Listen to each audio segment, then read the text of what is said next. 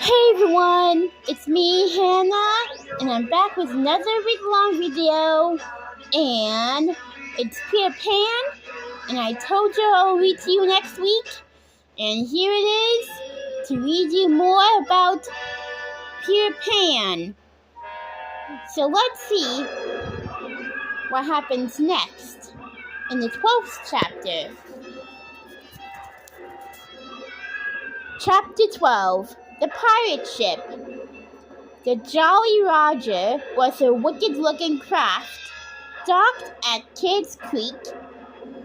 She was wrapped in the blanket of night. Her frightful reputation preceded her. There was little sound. A few pirates were leaning over the rails on the deck to breathe in the night mist, while others busied themselves in games like dice and cards. Smee was at the sewing machine, stitching. Hook walked the deck, deep in thought. Even though it was his hour of glory, Peter Pan was forever removed from his way because of the poison medicine, and the other boys were about to walk the plank. Still, there was no joy in his walk. In fact, he seemed positively dejected. It was because he was so terribly alone. His mood darkened at the fact that all the children were scared of him, but not of Smee. They found him lovable. The more horrid the things he said to them, the more they clinged onto him. Michael even tried on his spectacles.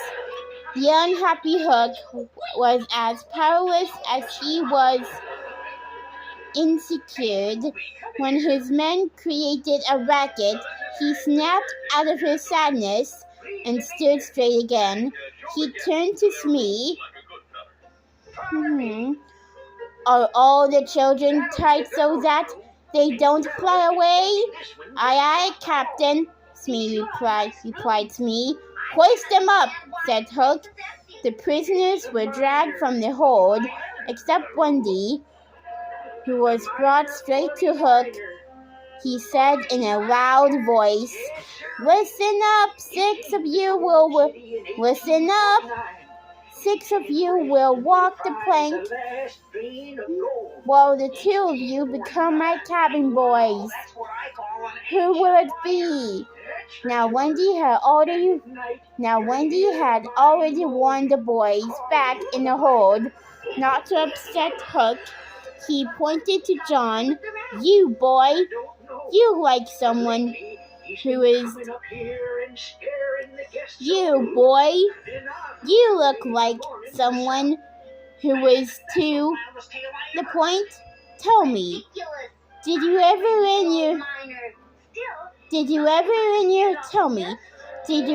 your heart want to become a pirate?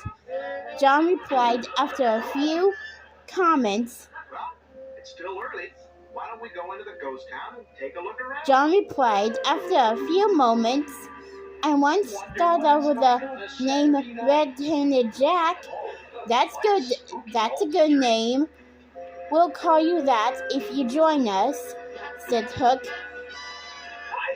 a glint in his eye. What do you think, Michael? Asked John. What would I be called if I joined? Asked Michael in a small voice. Blackbeard Joe. Michael was impressed and looked importantly at John, who asked Hook if they still served the king.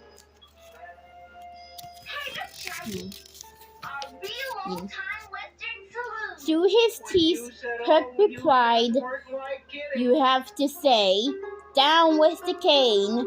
John and Michael refused at that very instant to join Hook. Your fate is sealed. Bring out their mother and ready the plank. ordered Hook. Sarsaparilla and all you get is a Being glass of only Sprite. boys, they got scared looking at Seeso, making the plank ready. But when Wendy appeared before them, they put on their bravest faces. How Wendy hated the pirates. Hook spoke to her in a sweet voice. Well, my beauty, you children are about to walk the plank. Well, my beauty, you children are about to walk the plank. Why couldn't you have been a poodle? Are they going to die? Asked Wendy with shock and fear. They are. Silence, all of you! Look inside this old motel. Maybe our mysterious miner You. rented a room for the night. Let her share some last words with her children. Scooby. Mhm. Wendy proudly looked at the boys and said the following in an inspirational voice that enthralled Hey, Scooby, come on. even the pirates. These are my last words, dear Oh, wait for me.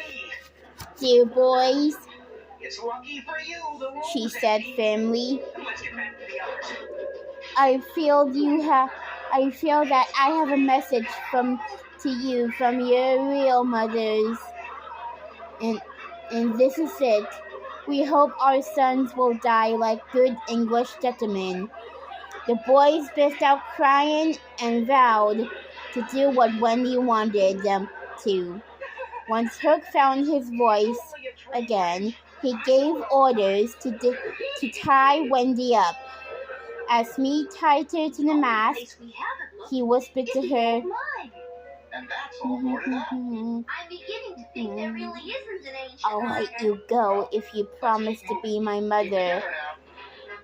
I'd rather have no children at all, said Wendy. This exchange between Smee and Wendy went unnoticed as all eyes were on the plank and on the boys, ready to take their last steps. As Hook walked toward Wendy, turned her head